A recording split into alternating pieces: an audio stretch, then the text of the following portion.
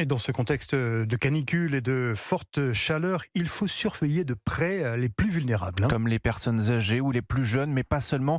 Les personnes qui prennent des médicaments doivent aussi être plus attentifs. En effet, certains traitements ne font pas bon ménage avec la hausse des températures. Il semble, en plus, Mélanie Gomez, que la liste soit longue.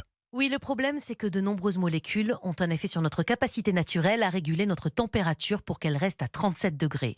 Premier exemple, si vous prenez des antidépresseurs, des antimigraineux ou encore des antiépileptiques, attention, car ils peuvent limiter la formation de sueur. Or, transpirer est le meilleur moyen de rafraîchir notre corps.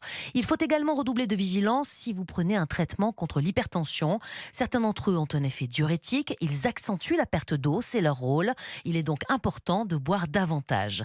Enfin, il y a des traitements dont la libération dans l'organisme est perturbée par la déshydratation elle-même, explique le docteur Franck Mignot, généraliste à Paris. Alors, il y a le lithium, c'est des choses qu'on donne pour le moral, la digoxine pour le cœur, certains antiépileptiques, et aussi des antidiabétiques oraux comme la metformine, très très utilisée, ou les statines, des médicaments pour le cholestérol. Évidemment, on ne les arrête pas, mais on est très très attentif, parce qu'on sait que ce sont des médicaments dont la quantité peut brutalement augmenter dans le sang quand on est déshydraté. Et là, on a des effets secondaires très pénibles, voire même dangereux. Si vous prenez un de ces médicaments, pas question pour autant de les arrêter ou de modifier leur dosage sans avis médical. Sachez également que votre pharmacien peut vous donner des conseils personnalisés. Mélanie Gomez pour Europe 1.